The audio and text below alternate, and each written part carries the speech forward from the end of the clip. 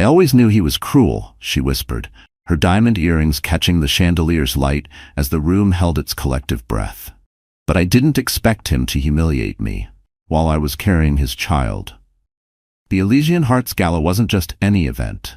It was the event where fashion met fortune, where secrets sparkled under the glow of champagne flutes, and where reputations could rise or burn in a single evening.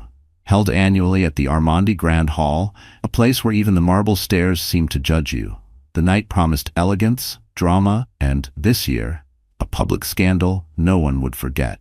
Everyone important was there. CEOs, heiresses, fashion editors, politicians in disguise.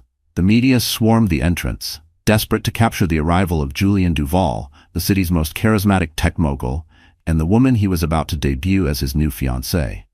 He didn't disappoint. Julien stepped out of a white Rolls-Royce dressed in a custom midnight blue tuxedo. On his arm was Dahlia Fontaine, reigning Miss Earth, model, influencer, and 12 years younger than his ex-wife. Her dress was a shimmering silver sheath with a slit high enough to make every lens zoom in. Together, they looked like a magazine cover, flawless, unattainable, dangerously proud. As Julien and Dahlia made their way down the red carpet, cameras flashed like lightning. Journalists shouted questions. Julien, how long have you two been together? Dahlia, when's the wedding? Julien, will your ex-wife be attending tonight?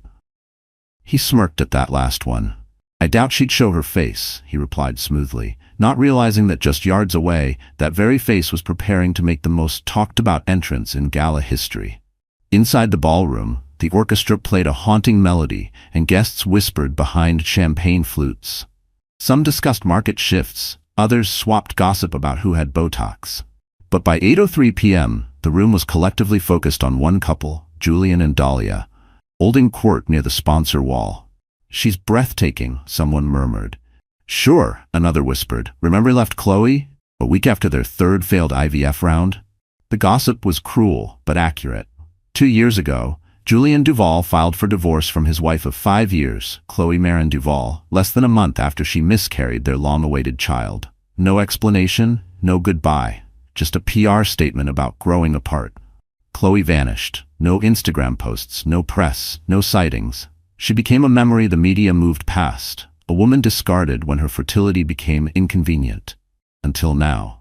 At 8:05 p.m. the grand ballroom doors swung open. A hush spread like wildfire. There she was, Chloe.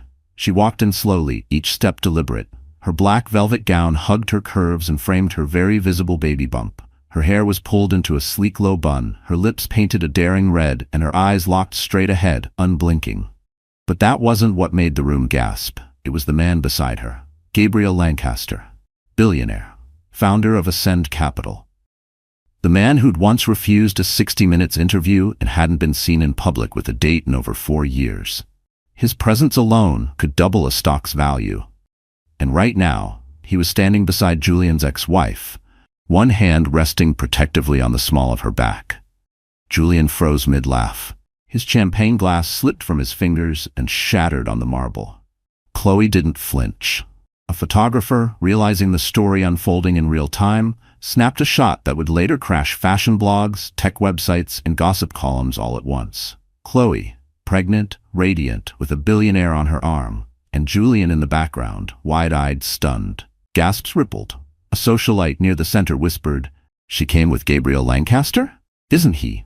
Yes, he's worth more than Julien. 3 times over." The orchestra stumbled over a note. Waiters paused mid-pour. Even Dahlia turned to Julien, her smile fading as her eyes darted between her fiancé and the woman he'd once left behind. Gabriel leaned in and whispered something to Chloe. She nodded, the corners of her lips lifting slightly, just enough to show strength, not spite. Her eyes never left Julien's. She was calm, dangerous in her calmness. Julien stepped forward, Dahlia still clinging to his arm. "Chloe," he managed, voice too loud in the suddenly quiet room. "This is unexpected." Chloe raised an eyebrow. "Is it? You didn't think I'd be invited?" Dahlia blinked, clearly not prepared for confrontation. Julien stammered, "I just meant, you haven't been seen in public for 2 years, Chloe said, cutting him off. "I was healing." A pause. Then, pointedly, "and building." Gabriel's eyes were on Julien now, sharp and unreadable. Julien tried to smile. "Well, Congratulations, I didn't realize you were expecting. Neither did you when you walked out, Chloe replied. The tension could be sliced with a crystal flute. Dahlia's grip on Julian's arm faltered. Chloe turned to Gabriel. Shall we find our table? Of course, Gabriel said, offering his arm. As they walked away, a woman near the press area whispered, Julian just lost the PR war. Another muttered, she upgraded, massively. The orchestra found its footing again, the music resumed, but the mood had shifted. No one was talking about Julian's new fiancée anymore. They were talking about Chloe, about the baby, and about the billionaire who walked into the gala with her like she was royalty. Because in that moment, Chloe Marin Duval wasn't just someone's ex-wife. She was the woman every guest suddenly wanted to know, interview, or invest in. And Julian? Julian realized, too late, that the real power in the room didn't come from beauty titles or tech empires. It came from resilience, from reinvention, from the woman he threw away, now reborn as the center of the storm. Before the tabloids called her the comeback queen, and before her image graced the covers of Vanity Fair and Forbes, Chloe Marin Duval was simply Chloe Marin Bennett. Quiet, soft-spoken, and so easily overlooked, she might as well have been invisible in a room full of power players. She wasn't born into wealth. She was born into survival. Her childhood was stitched together in second-hand clothes and Friday night freezer meals in a small Oklahoma town where ambition was considered arrogant and dreams were handed a waiting list. Her father worked double shifts at a steel plant until the accident left him paralyzed. Her mother cleaned houses and pinched pennies so tightly they squealed. Chloe learned early how to stretch a dollar, how to hold her breath when life got hard, and how to pretend everything was fine even when it wasn't. But she also learned to study, and she learned to fight, quietly, fiercely, the way women do when no one's watching. By 17, she had earned a scholarship to Northwestern University. She packed her entire life into one suitcase and boarded a Greyhound to Chicago with $62 in her pocket and a promise to herself she would never be small again. At Northwestern, Chloe majored in economics and minored in strategic communications. She worked 3 jobs: campus library assistant, weekend barista, and freelance copy editor. What she lacked in connections, she made up for in relentless discipline. She read case studies at midnight, studied boardroom psychology like it was gospel, and learned how to walk into any room like she belonged, even when her shoes were from Payless. It was during her senior year that she met Julian Duval. He was already making headlines for a mobile startup he launched out of his dorm. Charming, disarming, and arrogant in that intoxicating way certain men are when they know the room will applaud anything they say. Most girls wanted him. Chloe didn't. She watched, she studied, and then she challenged him during a Q&A at a tech panel. You're selling disruption, she said from the back row.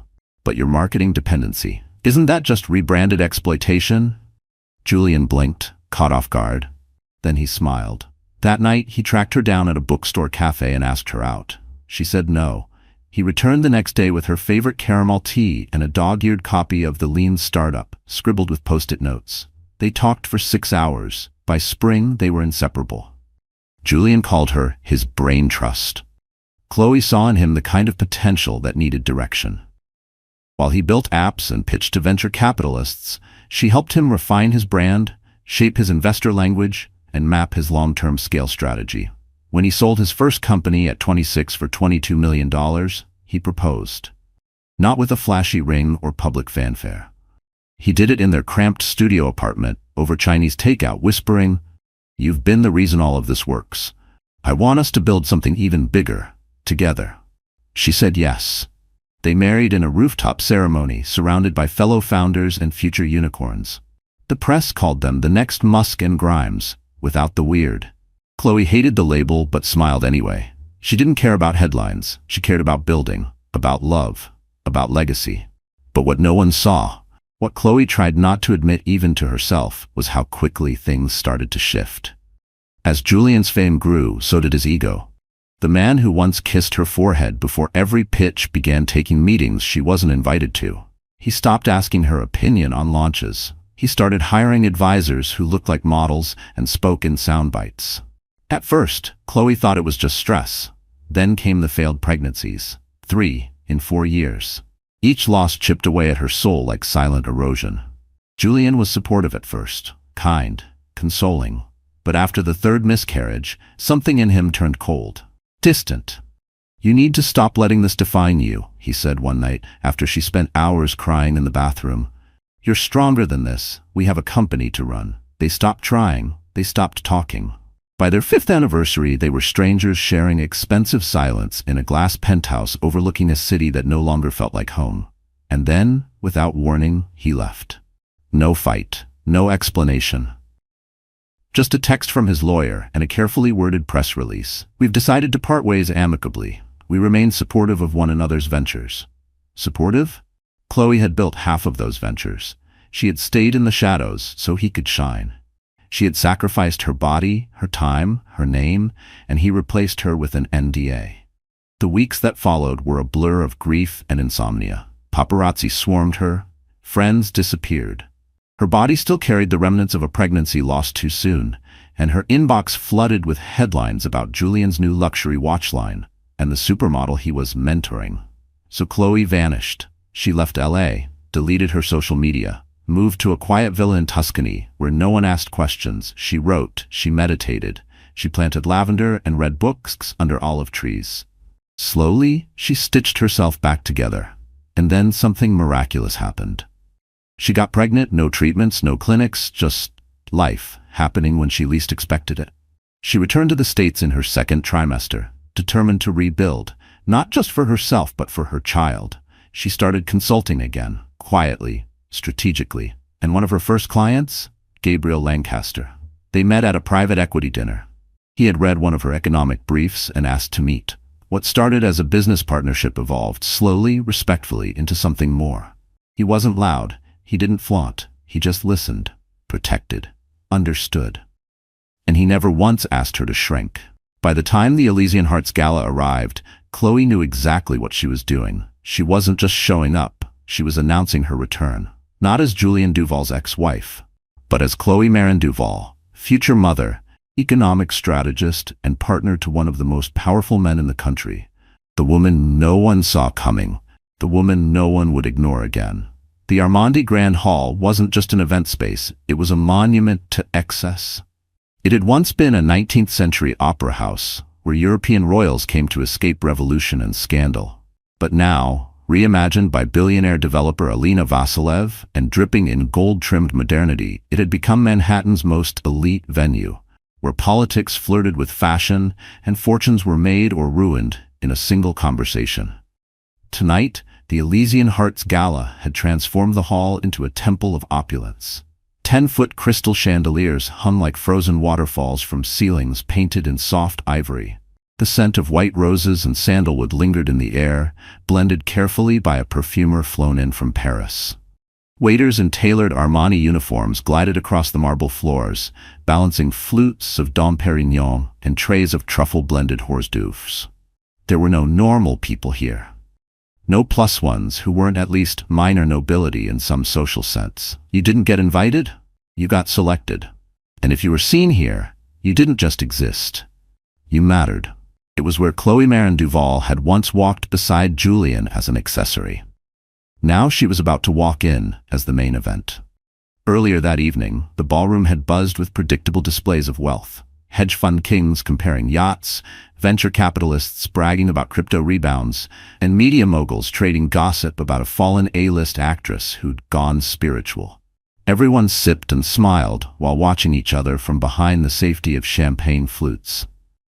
In the center of it all stood Julian Duval, glowing with the confidence of a man who believed he'd already won. He was dressed in a custom-made tuxedo from Savile Row, his hair trimmed to precise imperfection. On his arm, as everyone already knew, was Dahlia Fontaine, 25, flawless, and a walking advertisement for cosmetic symmetry. She was the kind of woman who didn't walk into a room so much as float. "Miss Earth 2024, someone whispered behind a sequined clutch. Still feels like a PR stunt. Julian didn't care. Tonight was about image, control, redemption. 2 years ago, when the divorce drama had unfolded, he'd taken a hit. Stock price dip, investor uncertainty, awkward boardroom glances, but he'd rebounded. Publicly at least. And tonight, Standing beside a beauty queen in the city's most exclusive gala, he believed the narrative was his again. Until the doors opened. Chloe walked in, not with a whisper, but a wave of silence. The ballroom didn't gasp, it held its breath. She had timed it perfectly, as if she'd studied the rhythm of the room, waited for the music to soften, for the media to focus on Julian, and then, boom. Entrance. Her gown was custom Dior, black velvet with a neckline that framed her collarbones like sculpture. A diamond bracelet shimmered subtly at her wrist, discreet, devastating. Her baby bump about 5 months along was visible but styled like a centerpiece. Powerful, undeniable, proud. Beside her, Gabriel Lancaster looked like power dressed in human skin.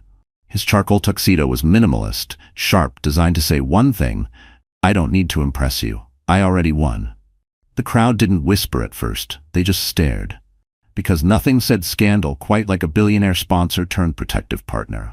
From the corner, the gala's host, a socialite named Morgan Delacourt, nearly dropped her wine. Is that Chloe Duval? Someone confirmed. And Gabriel Lancaster? Together? God, Julian's going to choke. Across the room, Julian's expression cracked, if only for a second. He tried to play it cool, lifted his glass, smiled, but his eyes didn't blink. He watched as Chloe and Gabriel made their way toward the main stage, where the evening's biggest donors were gathering. Dahlia felt it immediately. Julian, she whispered, tugging on his sleeve. Are you okay? He nodded once, too quickly. She's just trying to stir drama, he muttered. Ignore it.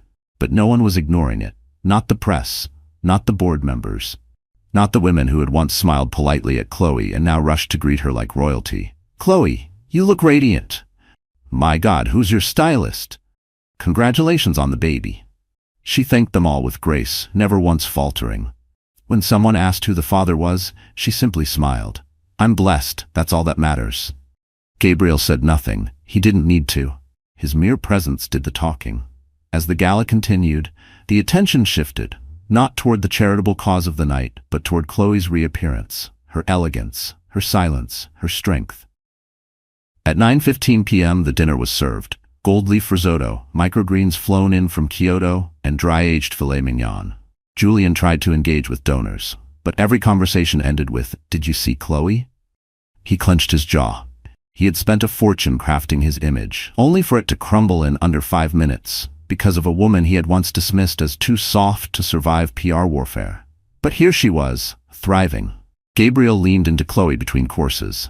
Would you like to leave? He asked gently. She glanced around, noticing the cameras still watching. No, she said.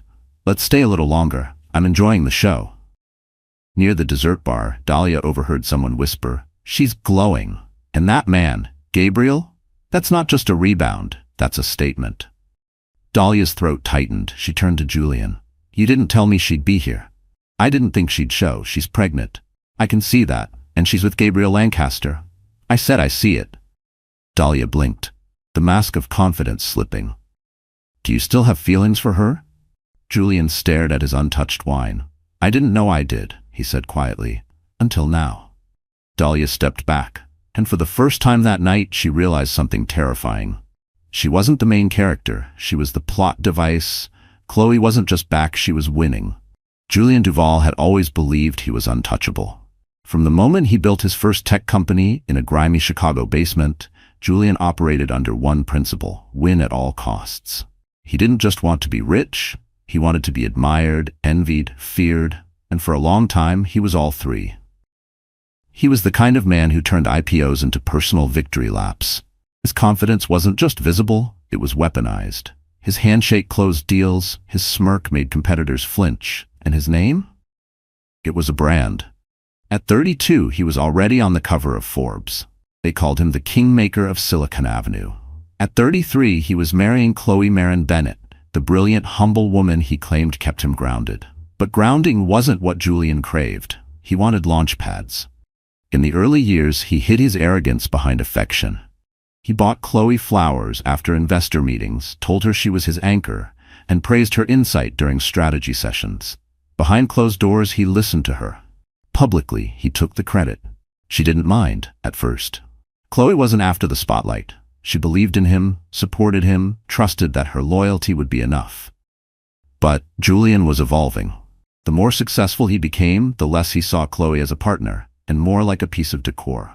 She was smart, sure, but not loud enough. Not sharp enough for press events. Not brand forward enough for his growing public image. "She's too soft," he once told a colleague after Chloe quietly exited a launch party early. "We need someone who knows how to own a room." That was when the distance began.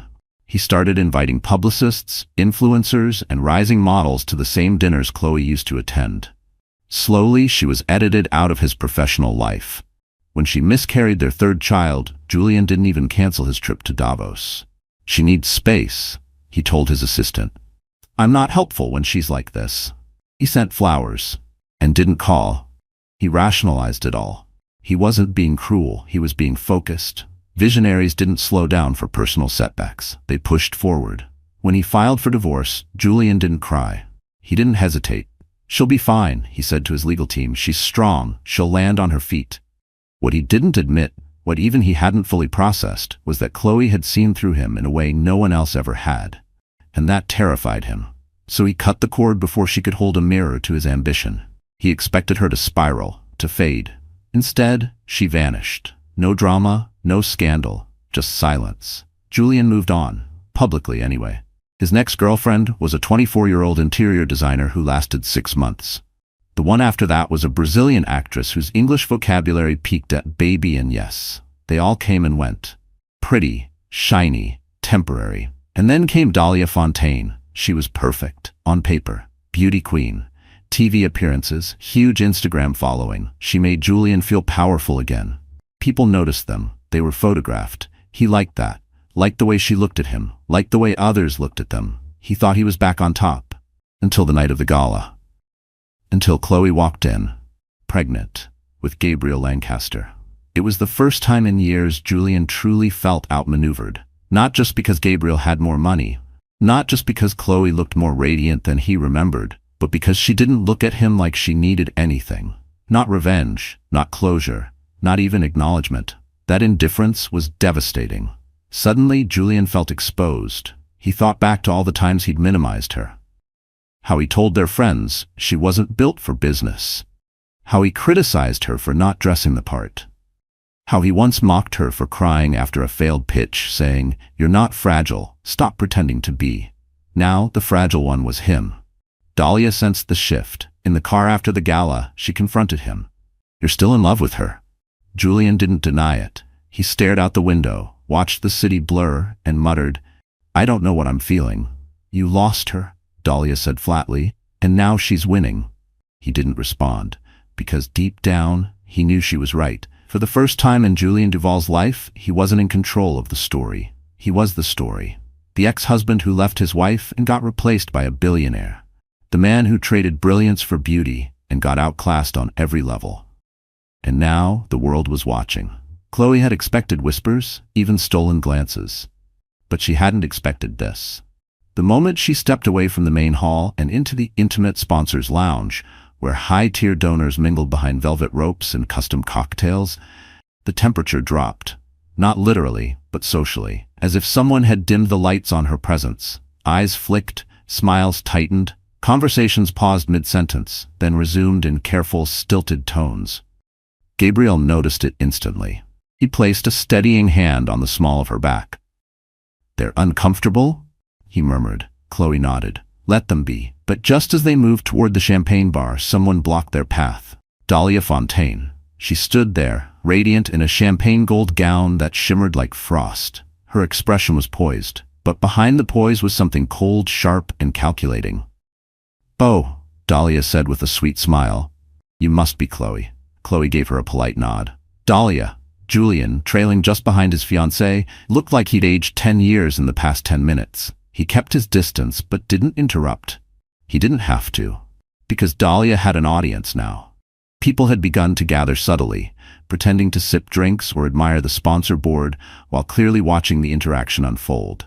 The energy crackled, like everyone sensed a scene was about to erupt. Dahlia's voice was syrupy, too controlled. "I just wanted to say, you look brave. It's not easy showing up in your condition, especially in such a fitted dress." Chloe kept her gaze steady. "Pregnancy isn't shameful, Dahlia, and Dior seems to agree." A few heads turned. A quiet chuckle slipped from somewhere in the crowd. But Dahlia wasn't finished. Of course, it helps to have support. Emotional? Financial? She said, casting a glance at Gabriel. Though I've always believed a woman should stand on her own. Chloe tilted her head. You mean like earning your title in front of 6 judges instead of thousands of users on TikTok? A sharper laugh this time from a fashion editor sipping gin. Dahlia flushed but smiled through it. Julian stepped forward, finally. All right, enough. But it was too late. The scene had been set. Dahlia dropped her smile, voice louder now. I'm just saying, it's a little convenient, don't you think? You disappear for 2 years, come back pregnant, and suddenly you're on the arm of a man who could buy this entire building. That's not a glow-up, Chloe. That's strategy. Silence. Cameras didn't flash, but you could feel phones recording discreetly. This wasn't just drama. This was spectacle. Chloe's heart pounded, not from fear, but from something deeper. A line had been crossed. She took a breath. Convenient? She said calmly. You mean like being crowned Miss Earth thanks to a brand deal your manager slept for? If the room gasped, Dahlia paled. Julian stiffened. Gabriel stepped forward now, not to defend Chloe, but to stand beside her, silent, unshaken. I didn't come here to fight, Chloe continued, voice low but firm. But let's be clear. You can flaunt your ring and your title. You can show off your gown and your Botox. What you can't fake is substance or class. And judging by the fact that you're still threatened by a pregnant woman in flats, well, I'd be worried too. With that, Chloe turned and walked away, Gabriel following without a word. But just before the ballroom doors swung shut behind them, Dahlia's voice rose again, desperate, shrill. At least I didn't trap someone with a baby. That was it, Julian spun. Dahlia. No, she snapped, stepping forward. Let's talk about it. She shows up here, like some phoenix, pregnant, glamorous, unbothered, and we're all just supposed to forget what happened. She didn't trap anyone, Julian said through gritted teeth. And if anyone should be embarrassed here, it's you. The crowd froze. Dahlia's face collapsed. You're defending her? I'm asking you to stop humiliating yourself, Julian hissed. Dahlia stared at him, then turned to the crowd, who now looked at her with a mix of pity and discomfort. She tried to laugh it off, tried to fix her hair, but the damage was done. Meanwhile, Chloe stood by the elevator, her hands trembling ever so slightly. Gabriel leaned close. You okay? She nodded. Let's leave. They exited together, into the cool night, into a city that suddenly felt like hers again. Back inside the ballroom, no one was watching Julian anymore. The cameras had already followed Chloe. The elevator doors closed with a soft chime, shutting out the buzz of the gala. Chloe pressed her back against the mirrored wall and exhaled, shaky, shallow, like she'd been holding her breath the entire night. Her heels wobbled beneath her, even though they were sensible by red carpet standards. Her hands trembled. She wanted to cry, scream, or curl into herself and disappear. But she did none of those things. Not yet. Gabriel stood beside her in silence, respectful, as always, but his eyes were sharp with concern. You were incredible back there, he said quietly. Chloe nodded, forcing a smile. Thank you. But inside, she wasn't proud. She wasn't composed. She was unraveling. The doors opened to the underground valet level. Gabriel's driver stood waiting beside the sleek black Maybach. The chill of the night wrapped around Chloe like a warning. The silence wasn't comforting anymore. It was deafening. They climbed in, and as the doors shut, she finally exhaled for real. And then the tears came. Silent, hot, relentless. She didn't sob. She just sat there, staring out the tinted window, tears streaming down her cheeks while the city blurred past in neon streaks. The buildings she once admired now looked like glass cages. The streets, once familiar, suddenly felt hostile. Gabriel reached for her hand. She flinched. I'm sorry, she whispered. I need a minute. He nodded, letting go instantly. When they arrived at her building, Chloe climbed out before he could open the door. The doorman greeted her politely, but she barely registered it. She stepped into the elevator of her penthouse residence, one of Gabriel's properties, technically, and watched the numbers climb. When the doors opened, the space greeted her in silence. High ceilings, marble floors, a baby grand piano, luxury, security, isolation. Chloe walked straight into the bathroom and stared at herself in the mirror. Her makeup was still flawless, set to survive HD cameras and artificial lighting. Her hair was intact. Her gown clung perfectly to her body. She looked powerful, but she felt like a child. She pulled off her earrings, tossed them on the counter, then sank to the floor. Her hands cradled her stomach instinctively, protectively. "I'm sorry," she whispered to her baby. "I didn't mean for tonight to go like that." The gala had been a success in the eyes of the public. She'd made her entrance. She'd put Dahlia in her place. She'd stood tall next to a man worth more than Julian could ever dream of being. But the pain, God, the pain, still clawed at her. It wasn't just about Julian. It wasn't about the insults. It was about the weight of the past 2 years finally catching up to her. The loneliness, the trauma, the whispered fears. She was pregnant, alone, in the spotlight, and despite Gabriel's kindness, despite the power she projected, she was terrified. Was she strong enough for this? Would the world ever let her move on? Was she just playing dress-up in a life that didn't quite fit? Her phone buzzed on the counter. She ignored it. Buzzed again. Reluctantly, she checked. "Gabriel, I'm downstairs, just in case." Chloe stared at the message, torn. Part of her wanted to let him in, to lean on someone, anyone. But the other part of her, the one that had been abandoned, lied to, and discarded, couldn't trust anyone fully. Not yet. Instead, she typed back, "I just need to sleep. Thank you for everything tonight."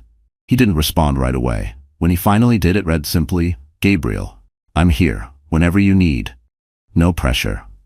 Chloe turned off her phone, stripped off her gown, and slipped into an oversized hoodie. She stood in the nursery, still unfinished, staring at the pale walls and unopened boxes. She hadn't even picked a name. She hadn't let herself get that far. Everything felt fragile again. She lay down on the bed, curled onto her side, and stared at the city lights. Sleep didn't come easy. When it did, it was restless and cruel. Dreams of Julian throwing her out in the rain, Dahlia's voice like a blade, headlines flashing, "Ex-wife returns with a bump and a billionaire." On every screen, she woke up gasping, alone. Sunlight bled through the curtains. It was a new day. But the ache hadn't gone. And she knew it was time to face herself before she could face the world again. The morning after the gala, Chloe stood barefoot in her kitchen, holding a steaming mug of chamomile tea and staring out at the skyline. She hadn't slept well. Her mind replayed every second of the night, from Dahlia's venom to Julian's stunned silence. But beneath the exhaustion, something else stirred. Not fear, not anxiety, power. For 2 years, Chloe had hidden it, even from herself. But now she was done hiding. She picked up her phone, opened the encrypted folder labeled Maverick, and scrolled past dozens of sealed contracts, trust documents, and digital certificates. Then she tapped on a file titled Holdings Overview, C. Duval, her real portfolio. She stared at the numbers, still surreal, even to her. Net worth, $812 million. Assets, 27 global investments, 4 silent board seats, 3 charitable foundations, and a controlling interest in 2 tech accelerators, one of which Julian had pitched to 6 months ago, unaware she was one of the anonymous gatekeepers who rejected him. That had been no accident. What most people didn't know was that Chloe hadn't disappeared after the divorce. She'd evolved. When Julian left, Chloe had collapsed emotionally, but not financially. What Julian never realized was that Chloe had quietly been investing since her university years, not in stocks or crypto fads, but in people. Women-led startups, education platforms, emerging medical tech. She had never wanted the spotlight, but she was brilliant at recognizing value and nurturing it until it bloomed. Gabriel had been the first to find out. It happened 6 months earlier during a boardroom meeting at a private equity event in London. He was speaking about legacy investments when Chloe, attending quietly as a consultant, challenged one of his points, articulating in exact detail a pattern in the firm's international portfolio he had never noticed. Afterward, he asked to see her background. She handed him a business card with no title, no logo, just a private email. He did his research. What he found floored him. A woman with no public digital footprint who had moved millions behind closed doors, created incubators for refugee entrepreneurs in Spain, funded clean water systems in Cambodia, and never once asked for credit. She wasn't just intelligent. She was the kind of brilliant that made billionaires nervous. That's when Gabriel offered her more than partnership. He offered protection, discretion, respect. He never asked for her story. He waited until she was ready to tell it. And this morning, Chloe was ready. She sat down at her glass dining table, opened her laptop, and clicked send on a press release she had drafted and saved weeks ago, unsure if she'd ever use it. Subject line: Chloe Marin Duval launches $100 million women's equity fund, backed by anonymous billionaire collective. The byline was subtle, understated, no mention of Julian, no mention of Gabriel, but it was enough. Within 2 hours, media outlets were buzzing. Forbes, Business Insider, TechCrunch. Even the New York Times ran a feature. The silent powerhouse returns. Chloe Duval steps out of the shadows. Julian saw it while eating breakfast in his corner penthouse. His assistant rushed in, phone in hand. "Sir, you need to see this." He scrolled, froze. That photo, Chloe in a power suit, one hand on her baby bump, standing in front of a massive digital screen with her fund's mission statement lit up behind her. Julian dropped his fork. "What the hell?" Dahlia peeked from the hallway, still in her robe.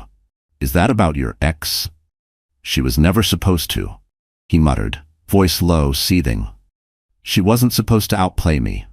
His phone buzzed again. An investor, then another, then 2 board members. They were all asking the same thing. "Why didn't you tell us your ex-wife was sitting on that kind of power?" Julian stared at the screen and realized too late that Chloe hadn't just come back with a baby and a billionaire. She had come back with her empire. 3 weeks after the gala, Chloe stood in front of the mirror in the penthouse dressing suite at the Conrad residences, watching the transformation unfold. Her reflection didn't just look different, it looked final. Gone was the soft brown hair that once framed her face in quiet waves. In its place, a sleek jet-black bob, sharp, structured, cut at an angle that made her cheekbones pop and her jawline scream authority. Her stylist, Claudette, took a step back, pursing her lips in admiration. "This is not a makeover," she said. "This is a declaration." Chloe smirked. "Exactly." The dress was custom Alexander McQueen, deep emerald, structured shoulders, high slit, a silk belt that cinched just above her baby bump with unapologetic precision. No ruffles, no pastels, no attempt to soften her pregnancy. She wasn't hiding her power anymore, she was dressing it. The press had started calling her the Velvet Billionaire after the launch of her fund. Her story had gone viral, not because of scandal, but because of strategy. She hadn't responded to gossip, hadn't mentioned Julian, and hadn't given interviews. She just made moves. Powerful ones. Since the announcement, Chloe had closed 5 major deals, invested in 2 female-led startups, and bought back shares in a fashion tech company, one that had dropped her as a brand ambassador after her divorce. And tonight? Tonight was her first public reappearance since the gala. The event was hosted by Bloomberg Private Wealth, a closed-door conference for high-net-worth investors and entrepreneurs. Normally, the guest list was reserved for men in gray suits and women in muted pantsuits who played nice. Chloe was not playing nice. She arrived in a black Bentley, stepped out without a handler, and let the cameras feast. Photographers scrambled, reporters pushed, and for once, no one cared who Julian was dating. The moment Chloe walked into the building, heads turned. She glided through the lobby like she owned it, and in a way, she did. Gabriel had recently acquired a stake in the hosting firm, and though he wasn't present tonight, everyone knew exactly who she represented. Not as a wife, not as a side story, but as a force. Inside the ballroom, executives buzzed in corners. "Is that really her? She looks lethal. She's 7 months pregnant and still shutting down rooms. Jesus." Chloe didn't flinch. She walked directly toward the first investor she needed to meet. Anton Bellini, the elusive Italian financier known for only backing visionaries. He turned as she approached, his expression neutral, until he saw her. "Miss Duval," he said, extending a hand. "Or may I call you the Phoenix?" Chloe laughed softly. "Only if you're planning to invest." He smiled. "I already did." Their conversation lasted 11 minutes, long enough for her to secure his vote on an upcoming expansion fund. By the time she turned away, 3 other investors had already lined up to speak with her. The rest of the evening unfolded like a symphony she had orchestrated. No drama, no questions about her past. Only respect, only power. At one point, a journalist from the Wall Street Journal approached her, recorder in hand. "Miss Duval, may I ask, what changed? What sparked this version of you?" Chloe tilted her head, calm. "Nothing changed," she replied. "I just stopped asking permission." The quote was printed the next morning. Front page of the business section, above the fold. Julian saw it while scrolling on his tablet. He nearly dropped his coffee. His fiancée, now downgraded to off and on, was in the kitchen, arguing with her agent about an expired endorsement deal. But Julian didn't hear her. He was too busy staring at Chloe's photo in the paper. She looked untouchable, unreachable, unapologetic. He remembered the last time she wore heels like that, at a product launch years ago. He'd made a comment about how maternity clothes could still be sexy, and she had smiled politely. That smile was gone now, replaced with steel. Julian leaned back, the truth sinking in. He hadn't lost Chloe to Gabriel. He'd lost her to herself. The summit was hosted at the Ritz Grand in Geneva, a once-a-year convergence of tech CEOs, global financiers, and world-class innovators. It wasn't televised, but everyone who mattered was in the room. Chloe stood backstage, a sleek earpiece clipped to her ear, the production manager whispering final cues. She wore a navy power suit, tailored to accommodate her growing belly, yet sharp enough to make every executive in the room sit up straighter. This was her moment. Not a comeback, a claiming. Gabriel stood beside her, dressed in classic Tom Ford. He wasn't here to take the spotlight. He was here to witness. "You're ready," he said simply. Chloe nodded once. "I was born ready." On the other side of the curtain, the moderator was introducing the next speaker. A former strategist, now founder of one of the most disruptive equity funds in the world. Please welcome Chloe Marin Duval. Applause erupted. She stepped onto the stage. The lighting caught her perfectly. Her heels clicked across the lacquered floor like punctuation, and the room, filled with billionaires, journalists, and Julian Duval, held its collective breath. Julian hadn't expected her. He was seated near the front, Dahlia nowhere in sight, flanked by board members of his latest venture, Hyperlens, a tech startup desperately seeking funding after its last product flopped. Chloe reached the podium, glanced at the sea of tailored suits and gold watches, and smiled. "Good morning," she said. "Let's talk about power. Real power." For the next 15 minutes, she delivered a keynote so precise, so surgical in its insight, the moderators forgot to cut her off. She spoke about equity, manipulation in startup valuations, and how women founders were often undercapitalized by men who claimed to champion diversity, while secretly gatekeeping opportunity. She didn't name Julian. She didn't have to. At one point, she referenced certain companies that used image-based AR to manipulate consumer tracking data. Tech Julian's company had been exposed for misusing last quarter. Gasps. Julian stiffened. Then she clicked the slide. Behind her appeared a graphic timeline showing how Chloe's fund had invested in a competing AR tech, one that had outperformed Julian's by 87% since launch. She looked directly at him. "We don't bet on boys with toys," she said. "We invest in builders." The room erupted into applause. A few rows behind Julian, someone whispered, "That's her ex, right? Damn." Julian's throat tightened. He looked at his team, two of whom were now looking at each other with uncertainty. When Chloe left the stage, the energy shifted permanently. No one was talking about Hyperlens anymore. They were talking about Chloe. Outside, the press had already picked up the story. "Chloe Duval destroys industry bias in 15 minutes flat," was trending on X. Photos of her side profile, fierce and graceful, spread like wildfire. Julian ducked out the back of the ballroom, ignoring the call from his PR rep. He needed air. Instead, he found Gabriel waiting near the valet. "Leaving so soon?" Gabriel asked. Julian clenched his jaw. "Enjoying this, huh?" Gabriel's smile was polite, measured. "I didn't come for revenge, Julian." "No? Then what do you want?" Gabriel's gaze sharpened. "I want Chloe to never have to explain herself again. I want people like you to stop mistaking quiet for weak. And I want you to know, you didn't lose her to me. You lost her when you stopped seeing her." Julian didn't respond. There was nothing to say. By the time Chloe stepped outside to meet Gabriel, photographers swarmed. Flashes popped. She stood beside him, glowing, unfazed. One reporter shouted, "Miss Duval, any comment on Mr. Duval's company after today's summit?" Chloe turned slightly. "I hope he innovates something better next time," she said. "We all grow at our own pace." Click, click, click. The shot of her and Gabriel walking away hand in hand became the most shared image of the week. Julian, watching from a distance, knew exactly what it meant. She hadn't just moved on. She'd leveled up. 2 months later, Chloe sat on the balcony of her Santa Barbara estate, the Pacific Ocean stretching endlessly before her, soft waves breaking against the cliffs below. She wasn't just living in peace, she had earned it. Her baby boy, Ezra Marin Duval, slept quietly in the bassinet beside her. Gabriel was inside, cooking breakfast. Yes, the billionaire knew how to make French toast, and the sun had just begun its lazy climb across the sky. But Chloe wasn't thinking about money. She was thinking about legacy. The past year had rewritten her life. From walking into that gala as a symbol of scandal, to standing on international stages, rewriting the narrative about power, gender, and what it means to come back stronger. Her inbox was now filled with stories from women. Entrepreneurs, single moms, cancer survivors, caretakers, women who had been silenced, betrayed, dismissed. They weren't just inspired, they were activated. And today, Chloe was finally ready to speak. Not through investment reports, not through fund launches, but directly. She opened her laptop and began to type. Open letter. From one woman to every other who's ever been underestimated. To the girl who stayed silent to keep the peace.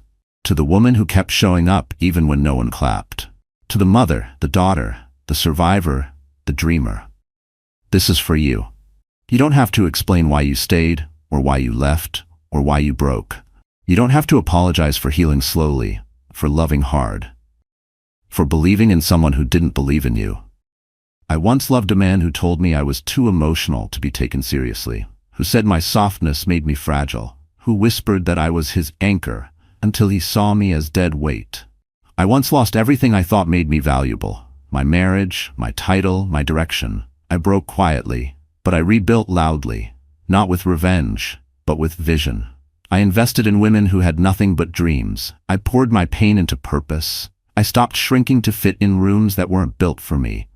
And when I walked back into those rooms, I made them mine. So here's what I want you to know. You are not small. You are not inconvenient. You are not too much. Your scars don't make you broken. They make you proof. Proof that you endured, that you outlived, that you chose to rise when the world bet on your fall. Let them talk. Let them gossip, underestimate, roll their eyes, then let them watch. Because someday, you'll walk into a room they told you you'd never deserve, and they'll have to adjust their tone to say your name.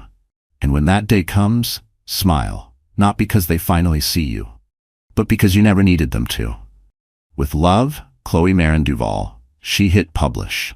Within 30 minutes, the post had gone viral. Celebrities reposted it, politicians quoted it, women from every industry stitched their stories to hers like threads in a tapestry. And Julian? He read it from the silence of a Malibu rental, alone. He didn't call. He didn't write. He didn't dare interrupt the peace she had built. He just sat there, reading the words of the woman he had once labeled too soft, and understood, at last, that he had never really known her.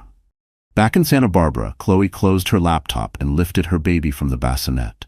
She held Ezra close, pressing a kiss to his tiny forehead. You'll never have to ask the world for permission, she whispered. You'll inherit it. Gabriel stepped onto the balcony, handing her a plate of golden toast and a soft smile. Ready for your next meeting, Miss Duval? He teased. Chloe grinned. Always. Because this wasn't her ending. This was her beginning. So the story has ended, our wonderful friends. Are you still here right now reading these last words? If you are, then maybe, just maybe, something in Chloe's journey stirred something inside you. Maybe it was the pain she carried so silently. Maybe it was the moment she chose not to shrink. Or maybe it's the hope that even when everything falls apart, you can still rise, louder, wiser, and more powerful than ever before. Because the truth is, this wasn't just a story about an ex-husband, a beauty queen, or a billionaire. This was a story about reclaiming your voice, about rewriting the script others tried to write for you, about the quiet resilience of women who've been silenced, sidelined, underestimated. As Chloe showed us, being soft doesn't mean you're weak. And being underestimated? That's not an insult. It's a setup for a stunning comeback. Maybe you've been where Chloe was, abandoned, dismissed, watching someone else steal your spotlight. And maybe you've wondered, is this it? Is this all I am? But here's the truth that matters. You are not broken. You are becoming. The world has a way of making women feel like they need to apologize for everything. Too loud, too quiet, too emotional, too ambitious. But what if you're too much is exactly what this world needs more of. Chloe's journey reminds us that you don't have to beg to be seen. You don't have to shrink to fit someone else's comfort. You can build, you can lead, you can walk away from what hurt you and walk right into what heals you. One line from heterodox philosophy I keep returning to is this: we heal not when we return to what broke us, but when we build where we were burned. And Chloe? She didn't just rebuild, she created an empire from her ashes. So if you're watching this right now, if you felt small or invisible or silenced, this is your call to rise, to speak, to build, to choose yourself fully. If Chloe's story moved you even just a little, drop a comment below and tell us which moment hit hardest. Like this video if you believe in second chances. And don't forget to subscribe, because every week we bring you stories that remind you how powerful healing can be. You're not alone. And your story? It's just beginning.